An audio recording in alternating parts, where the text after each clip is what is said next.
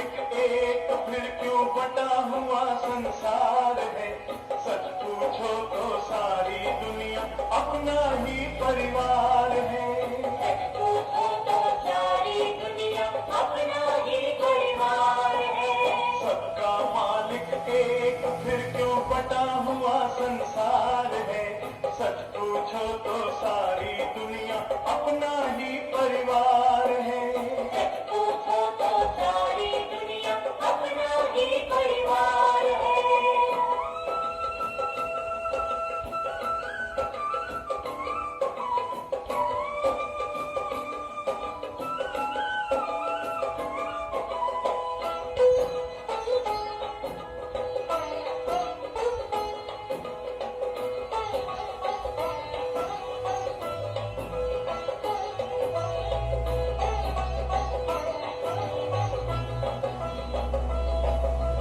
एक दूसरे से नफरत सारे झगड़ों का मूल है। सारे झगड़ों का मूल है। ये मेरा है वो तेरा है, यही सोचना भूल है। यही सोचना भूल है। ओम शांति वो मंत्र है जो जीवन को सफल बनाए। ओम शांति वो मंत्र है जो जीवन को सफल बनाए। ऊंच नीच का भेद मिटाए, प्रेम का पाठ पढ़ाए। ऊंच नीच का भेद मिटाए, प्रेम का पाठ पढ़ाए। इस धरती पर सबको सुख से जीने का अधिकार है। सच पूछो तो सारी दुनिया अपना ही परिवार है। सबका मालिक एक, फिर क्यों बटा हुआ संसार है। सच पूछो तो सारी दुनिया अपना ही परिवार है। सच पूछो तो सारी दुनिया अपना ही परिवार है।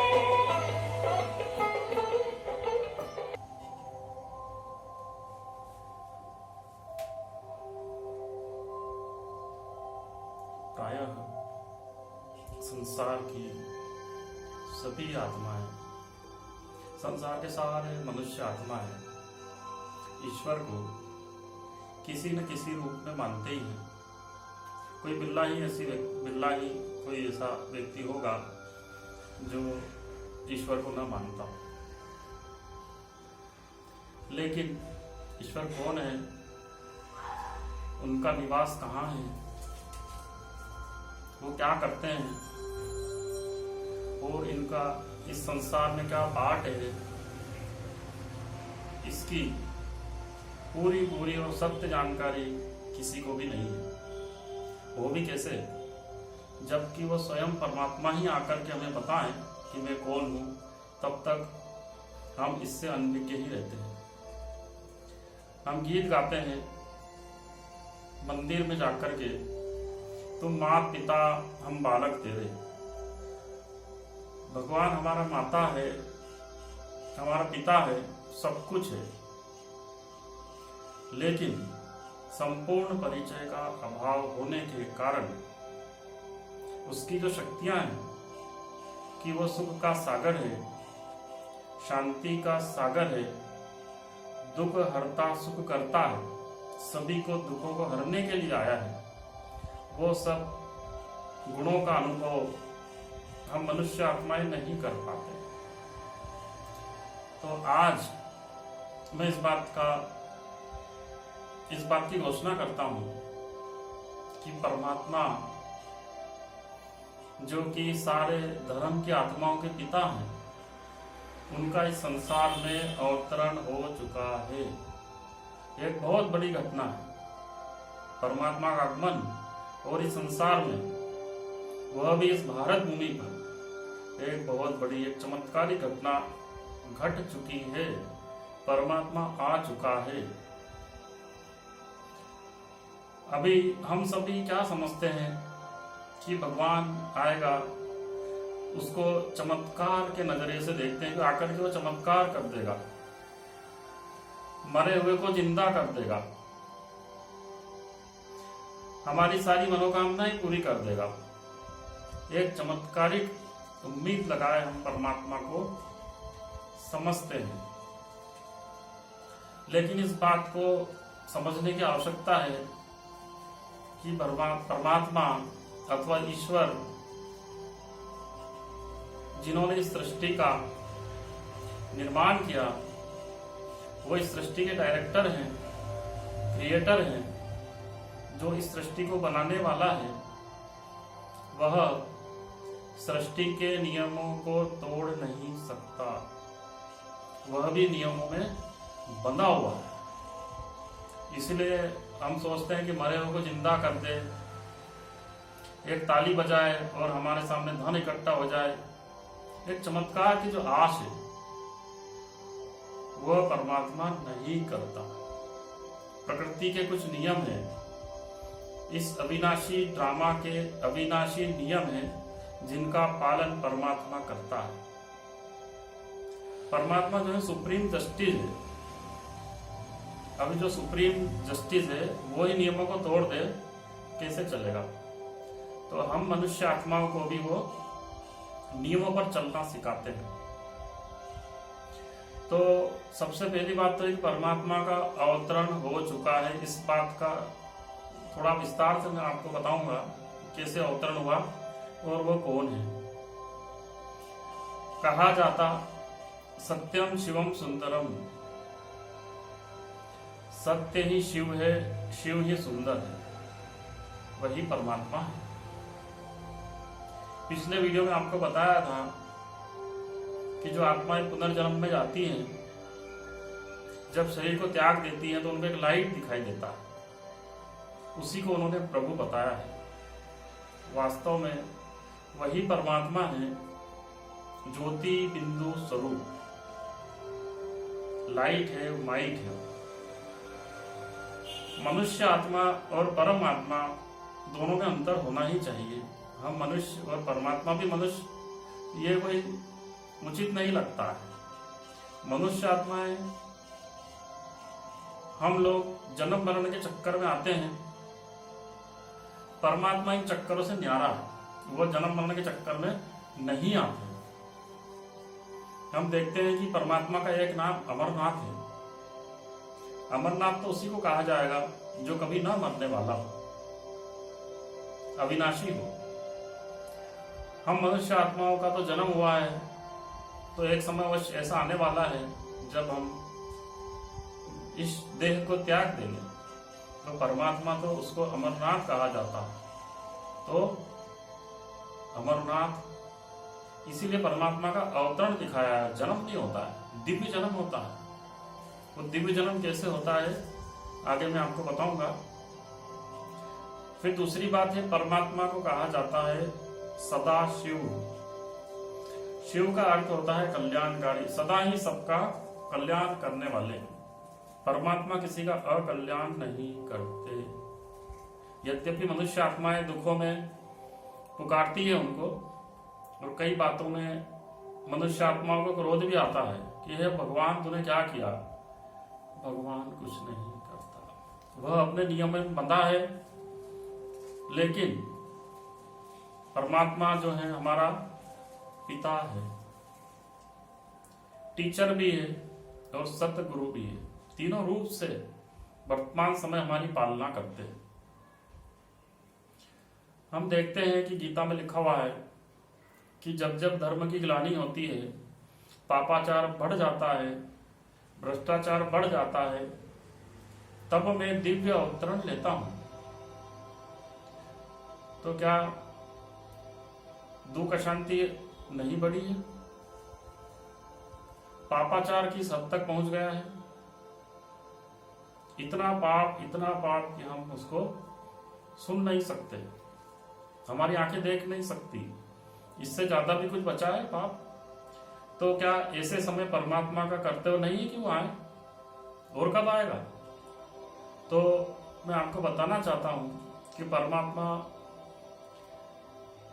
इस संसार में अवतरण ले चुके हैं। जी हाँ, बिल्कुल सत्य बात है ये और सत्य घटना है। दुख अशांति के अति में, जब संसार दुख अशांति की अति में जा रहा हो, ऐसे समय परमात्मा आए और आ करके वो क्या करते हैं, हम मनुष्य आत्माओं को दुख अशांति से मुक्ति के उपाय बताते हैं। इस संसार को जेल भी कहा जाता है, तो हम सब मनुष्य आत्माएं तो दुख के जेल में हैं, दुख अशांति के जेल में हैं। तो जेल में छुड़ाने वाला कौन होगा? जो जेल से बाहर होगा, जो कहीं दूर से आएगा। जब सभी जेल में हैं तो जेल से कौन छुड़ाएगा? तो जेल से छुड़ाने के लिए, दुख अशांति से मुक्ति के लिए परमात्मा का आना आवश्यक था, और परमात्मा आ चुके हैं। अब दुख अशांति का समय धीरे धीरे समाप्त हो रहा है। परमात्मा जो कि भोलेनाथ हैं, दया के सागर हैं, क्षमा के सागर हैं, वो आते हैं और हमें दुख अशांति से मुक्ति दिलाते हैं। दिलाते का मतलब ये नहीं एक ताली बजाएंगे और वो दुख अशांति से मुक्त कर देगा, नहीं। वो विधि बताते हैं, कारण बताते हैं कि तुम बच्चे दुख अशांति में क्यों हो और उससे मुक्ति का क्या उपाय है। ये संसार में दुखी क्यों आया, उन्होंने स्पष्ट किया है। इस संसार में दुख अशांति आने का कारण हरेक मनुष्य आत्माओं में 5 विकार, काम, क्रोध, लोभ, मोह, अहंकार, इन सब के कारण ही मनुष्य आत्माएं दुखी हैं। अगर इन 5 विकारों का त्याग कर दिया जाए तो मनुष्य के जीवन से धीरे धीरे दुख अशांति का नाश होता चला जाएगा। लेकिन यह भी कोई आसान काम नहीं है। इसके लिए परमात्मा विधि बताते हैं कि मैं जो हूँ, मैं जैसा हूँ, मुझे उसी रूप में, यथार्थ रूप में आप याद करेंगे, मेरी स्मृति में खो जाएंगे, तो आप इन 5 विकारों से मुक्त हो सकते हैं। ये हमारे लिए बड़ी खुशी का विषय है, गौरव का क्षण है जब परमात्मा का अवतरण हुआ है और लाखों नर नारियों ने उनको, मैं ऐसा भी नहीं कहता वो अनुभव किया है, उनको देखा है, साक्षात परमात्मा के दर्शन किए हैं। मैं स्वयं भी उनमें से एक हूं। लेकिन प्रायः सभी लोग सोचते हैं कि परमात्मा को देखा है तो एकदम चमत्कार हो जाएगा, परमात्मा मतलब चमत्कार करके दिखाओ कि हाँ भगवान आया है। ऐसा नहीं, मैंने पहले ही बताया, परमात्मा भी नियमों में बंधा हुआ है, वो नियमों को तोड़ता नहीं है। लेकिन हमारे कर्मों को श्रेष्ठ बनाने की विधि बताते हैं, जीवन में सुख शांति कैसे आए वो बताते हैं, और सबसे बड़ी बात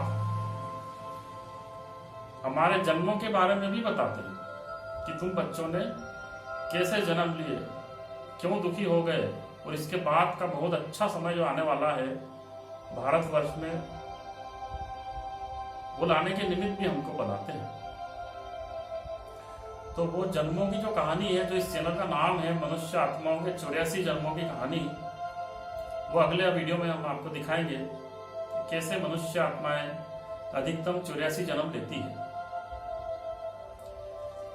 तो आज ये परमात्मा के अवतरण की एक सत्य घटना हम आपको बता रहे हैं, ताकि जब इस संसार का अंत हो जाए आप हमको ये नहीं बोलोगे आपने क्यों नहीं बताया परमात्मा कौन है, क्या है। दूसरी बात, परमात्मा जो है, आपने पहचाना परमात्मा लाइट है, ज्योति बिंदु स्वरूप है। अभी परमात्मा रहते कहाँ है? कहा जाता है कि सबके अंदर ही भगवान है, हमारे अंदर, सबके अंदर भगवान है। लेकिन परमात्मा को कहा जाता है ऊंचा तेरा नाम, ऊंचा नाम है भगवान का, सब मानते हैं। ऊंचा तेरा धाम, धाम अर्थात धाम कहा जाता है निवास स्थान को, तो उसका निवास स्थान है ऊंचा। ऊंचा अर्थात परम धाम, इस पृथ्वी से दूर ऊपर। मैंने आपको पहले ही बताया परमात्मा और आत्मा में जरूर थोड़ा अंतर होता है। परमात्मा जो है परम धाम निवासी है, जन्म मरण के चक्कर से न्यारे, और परमात्मा जो है हमारे पिता हैं, हम उनके संतान, उनके बच्चे हैं। तो जो परमात्मा का घर है, परम पिता का घर है, हमारे पिता का जो घर है वो ही हमारा असली घर भी है। अर्थात हम सब आत्माएं भी परम धाम की निवासी हैं। तो परमात्मा का रूप ज्योति बिंदु स्वरूप, परमात्मा का घर जो है, हमारे पिता का घर है, वो है परम धाम। कोई कण कण में सबके अंदर भगवान नहीं होता। अब सबके अंदर अगर भगवान है तो हम किसकी पूजा करते हैं? बल्कि पूजा करने की आवश्यकता ही क्या है? हाँ, लेकिन ये भी बात है कि सब कहते हैं कि सबके अंदर भगवान है, तो ये भी बात एक भावनात्मक रूप से सत्य है। कैसे? एक जमाने में आजकल भी लोग गुरु करते हैं, मनुष्य आत्माएं गुरु की बात सुनती हैं, साधु संन्यासियों की बात को वो सुनते हैं, जीवन में अमल में लाते हैं। जब इन लोगों ने, महात्माओं ने देखा कि मनुष्य आत्माएं हमारी बात का कोई प्रभाव ही नहीं पड़ता, ये निकृष्ट कर्म किए जा रहे हैं, विकर्म किए जा रहे हैं, तो उनको समझाने की कोशिश करी। ये समझाने का प्रयास किया कि आपके अंदर परमात्मा बैठा है। आप अगर विकर्म करेंगे, बुरे कर्म करेंगे, तो आपको देखेगा। क्या आपको अच्छा लगेगा? आप विकर्म कर रहे हैं, परमात्मा आपको देखे? तो कम से कम डर के मारे बेचारे वो विकर्म नहीं करते थे, इसलिए ये बात आई। अन्यथा तो परमात्मा जो है परम धाम निवासी है, क्योंकि गीता में ही लिखा है, जब जब धर्म की ग्लानि होती है, दुख अशांति बढ़ जाती, तब मैं आता हूँ। मतलब यहाँ नहीं है तब आते हैं। कोई व्यक्ति यहाँ है तो उसको वो ऐसा थोड़ी बोलेगा कि मैं आता हूँ, यहाँ पर नहीं है, इस संसार में कहीं और से आने वाला है, तब वो बोलता है कि मैं तब आऊंगा। मतलब उसके पहले वो यहाँ पर नहीं है, ऊपर से देख सकता है, सर्वशक्तिमान है, ऊपर से देख सकता है, लेकिन आता तभी है जब उसने प्रतिज्ञा करी हुई, जब ज्यादा तकलीफ होगी, जब ज्यादा तुम परेशान हो जाओगे, जब ज्यादा दुखी हो जाओगे, तब मैं आऊंगा। जब सुखी हो, अच्छा पाठ आपका चल रहा है, जीवन में सुख शांति है, तब नहीं आता हूं। जब दुख में अति दुखी जब बन जाते हो, तब मैं आता हूं। मतलब यहाँ पर नहीं है। स्पष्ट है कि परमात्मा जो है वो परम धाम से ही आते हैं।